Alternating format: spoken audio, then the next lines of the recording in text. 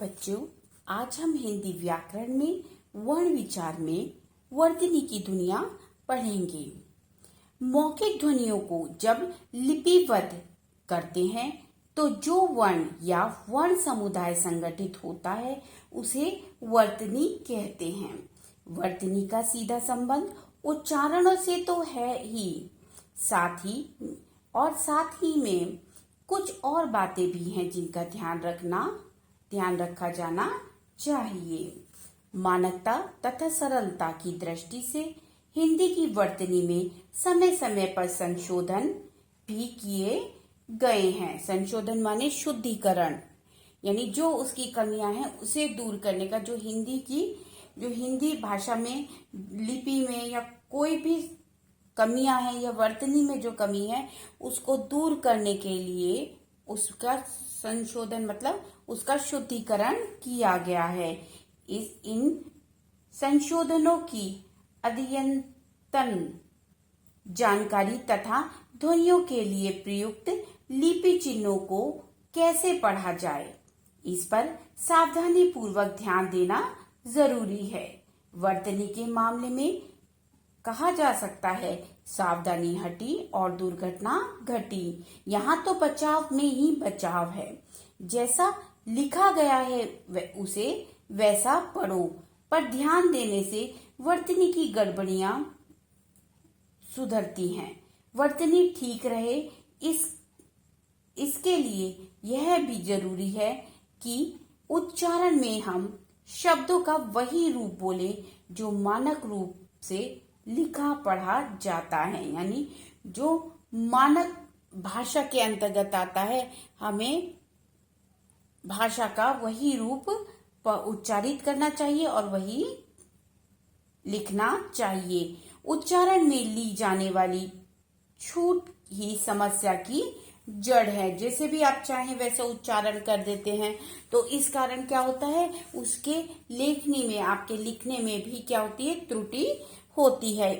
उन्होंने कहा कि उच्चारण में दी गई जो आपको छूट दी जाती है उच्चारण की, हाँ ठीक है बोल दिया कोई बात नहीं, तो उच्चारण में जो छूट दी गई है वही उसकी सबसे बड़ी समस्या की जड़ है। जैसे उदाहरण देखते हैं, उदाहरण के माध्यम से समझने का प्रयास करते हैं। जैसे बोलते, ला आधा वर्ण नहीं है लेकिन उच्चारण में आधा वर्ण लिया। बोलते बोला जाना चाहिए। गलतियां होता है गलतियां, ला जो है आधा वर्ण नहीं है। और गलतियां, तो जो ई की मात्रा है, जो छोटी ई की मात्रा है वो ता के बाद है, ला के बाद नहीं। आगे देखते हैं, बहुत बहुत होता है, बहुत बोला जाता है, बहुत नहीं होता। ध्यान देने योग्य कुछ बातें, संज्ञा शब्दों के साथ विभक्ति, परसर्ग, कारकीय चिन्ह का अलग लिखा जाना। जैसे उदाहरण के माध्यम से समझते हैं, राधा को रमेश ने बर्तन में दूध दिया। अब इसमें इतने सारे कारकीय चिन्ह आ रहे हैं, विभक्तियां आ रही हैं। अब इस कारण इसमें क्या होता है, इसके उच्चारण में रुकावट आती है और जब आप लिखेंगे तो ये शुद्ध रूप नहीं है। सर्वनाम शब्दों में स्थिति बदल जाती है, अर्थात कारकीय चिन्ह साथ में ही लिखे जाते हैं। जो सर्वनाम शब्द होता है, देखिए वो कहते हैं कि जैसे संज्ञा में हम कारकीय चिन्हों का प्रयोग करते हैं, जैसे राधा को, ठीक, लेकिन जब हम सर्वनाम में प्रयोग करते हैं तो सर्वनाम में क्या होता है, सर्वनाम में कारकीय चिन्ह सर्वनाम शब्द के साथ जुड़ जाता है। जैसे उसको, उसने, उसमें दूध दिया। यदि विभक्ति चिन्ह दो हो जाए तो दूसरा विभक्ति चिन्ह अलग से आता है। आपके लिए इत्यादि संयुक्त क्रियाओं को अलग लिखा जाना। जैसे वह जा रहा है, तुम लौट आओ, वे सो गए हैं। बोलने में अधूरा लेकिन लिखने में पूरा। जैसे महान बोला जाता है लेकिन लिखने में महान लिखा जाता है। मानक वर्तनी के अनुसार सही स्थिति हलंत और अर्थात के साथ होगी। लिखते समय हलंत को विदा लेनी होगी। योजक का आना, योजक चिन्ह, योजक जो छोटा सा हम डैश लगाते हैं दो वर्णों के बीच, जो दो शब्दों के बीच में।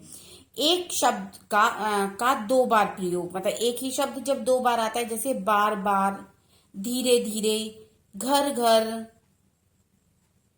इस तरीके के। द्वंद्व समास, जैसे द्वंद्व समास में एक तो सेम शब्द होते हैं, जैसे अपना पराया, माता पिता। माता पिता में तो विरोधाभास हो गया आपका, माता पिता, रात दिन, इस तरीके के शब्द आते हैं। ठीक है, तो उसमें हम योजक चिन्ह का प्रयोग करते हैं। जब एक से उच्चारण वाले शब्द आते हैं, जैसे अपना पराया, माता पिता, रात दिन, आगे पीछे। ठीक है, शब्द युग्म में आगे पीछे, यहाँ वहां, ये क्या है, ये शब्द युग्म है, यानी एक साथ प्रयोग होते हैं। अब माता पिता तो दोनों, एक महिला हो गई एक पुरुष हो गया, है ना, तो अंतर हो गया। हम द्वंद्व, जैसे अपना पराया, ये हम विलोम में बोलते हैं, लेकिन युग्म में जो शब्द हैं इनमें एक साथ बोलने वाले, जैसे यहाँ वहां, आगे पीछे। और द्वंद्व समाज में अपना पराया, रात दिन, ये विलोम में बोला जाता है। ठीक है, आगे देखते हैं। तुलना करते समय पीला सा, नीला सा, उसकी आंखें हिरन सी, या उसका मुख चंद्रमा सा, तो ये क्या हो गई, तुलना करते समय। पूर्वकालीन क्रिया में कर साथ में आता है। पूर्वकालीन क्रिया जो पहले से की जा चुकी है, जैसे उसमें कर लगा दिया जाता है।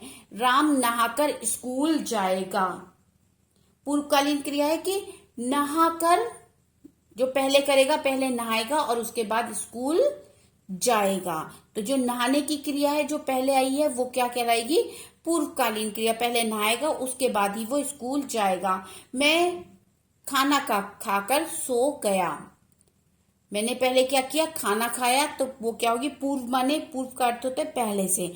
तो खाना के आगे हम क्या जोड़ देंगे, जो क्रिया है उसके आगे कर जोड़ देंगे। मैं खाना खाकर सो गया। आगे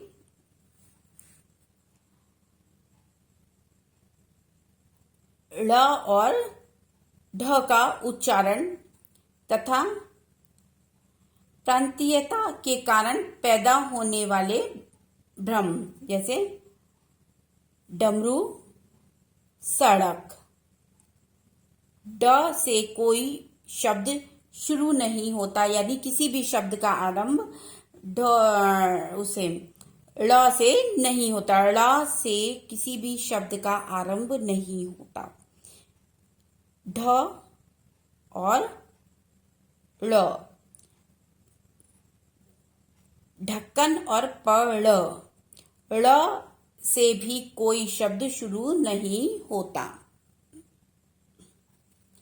नुक्ता लगाने में होने वाली अशुद्धियां। नुक्ता वो होता है जो वर्ण के नीचे हम लगाते हैं, यानी व्यंजन शब्दों के नीचे हम छोटा सा एक बिंदु लगाते हैं, उसको क्या बोला जाता है, नुक्ता। नुक्ता लगाने में होने वाली अशुद्धियां क्या क्या होती हैं। वैसे तो अब नुक्ते से मुक्ति पाने की कोशिश की जा रही है, कि यानी नुक्ता पहले कई शब्दों पे, कई वर्णों पर लगाया जाता था, कई व्यंजन वर्णों पर लगाया जाता था, लेकिन अब मानक भाषा में कुछ ही वर्ण पर नुक्ते को मान्यता दी है। आगे हम देखते हैं। लेकिन जहां नुक्ते से अर्थांतर हो रहा हो वहां तो इसकी जरूरत रहेगी ही। मतलब नुक्ता वहां लगाया ही जाएगा जहां पर उस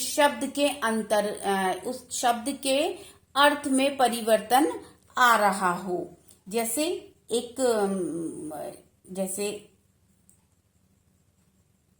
आप देखेंगे जैसे सजा और सजा में अंतर। देखिए हम इसका एक उदाहरण देखते हैं, जैसे सजा और सजा। सजा जो पहला वाला है, जो मैंने पेंसिल से लिखा है, सजा यानी घर को सजाना। ठीक है, ना प्रत्यय लगाएंगे तो सजाना भी बनता है इससे, लेकिन यहाँ पर सजा का अर्थ है घर को सजाना। और यहाँ पे सजा यानी जो पनिशमेंट मिलती है, जो दंड दिया जाता है, उसको बोला है। जिसके नीचे बिंदु लगी होगी वो शब्द होंगे अरबी या फारसी उर्दू से आए हुए, अरबी फारसी उर्दू से, यानी बाहरी भाषाओं से आए हुए। उर्दू में आए शब्दों में क, ख, ग, ज, फ के नीचे नुक्ता लगता है, परंतु मानक वर्तनी के अनुसार नुक्ता ज तथा फ में ही मान्य है।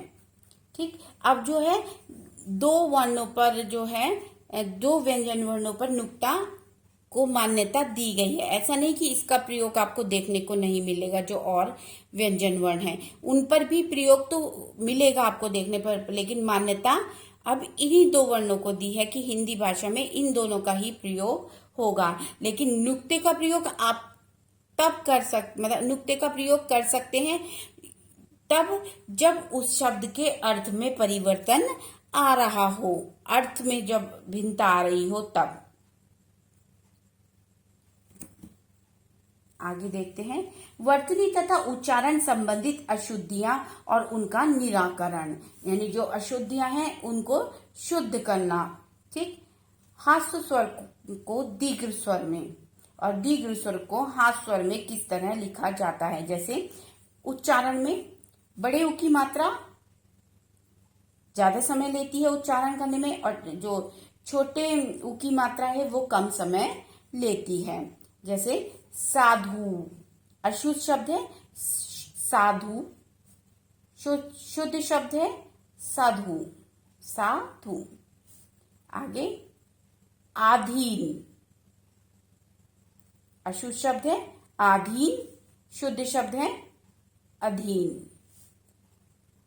अशुद्ध शब्द है आध्यात्मिक, होता है आध्यात्मिक।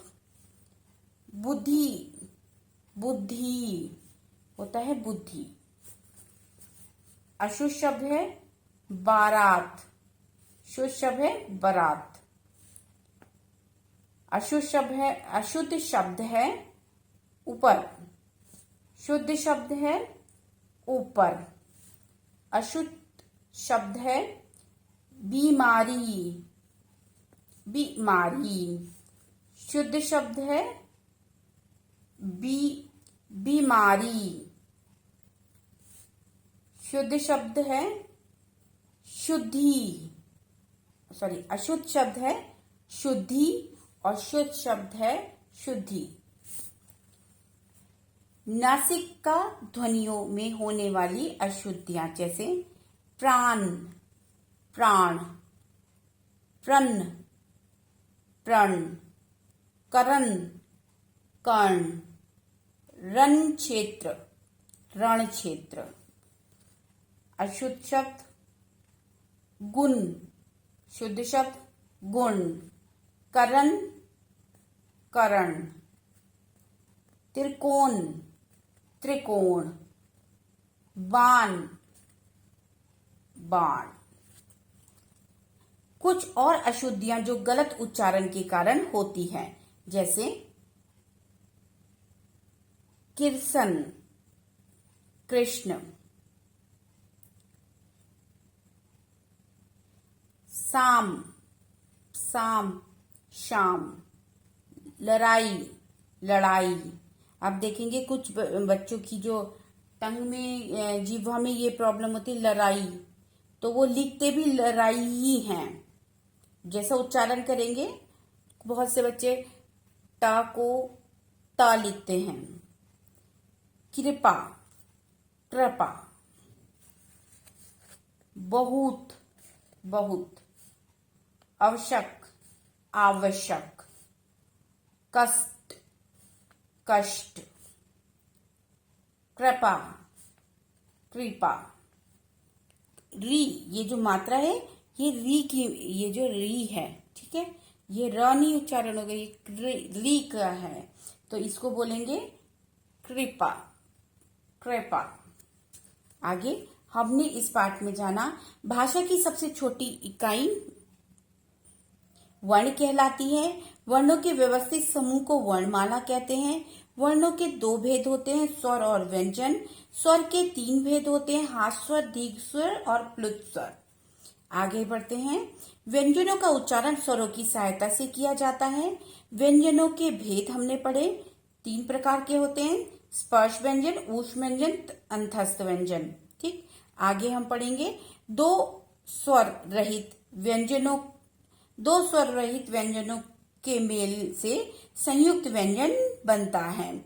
स्वर रहित व्यंजन के भिन्न स्वर सहित व्यंजन के मेल से संयुक्त अक्षर बनता है। स्वर रहित व्यंजन का समान स्वर रहित व्यंजन से मेल द्वित्व व्यंजन बनता है। शब्दों के वर्णों को अलग अलग करना वर्ण विच्छेद तथा वर्णों को जोड़ना वर्ण संयोग कहलाता है। हमने इन सब चीजों की जानकारी इस पाठ में ग्रहण की है। अब इसकी परिभाषाएं आप अच्छी तरीके से याद करेंगे। स्वर व्यंजन कितने हैं आपके वर्णमाला में, कितने स्वर हैं, कितने व्यंजन हैं, कितने तक अंतस्थ व्यंजन हैं, ये सब आप इसकी जानकारी लेंगे। नासिक अनुनासिक में अंतर, ठीक। आशा है आपको समझ में आ गया होगा। धन्यवाद।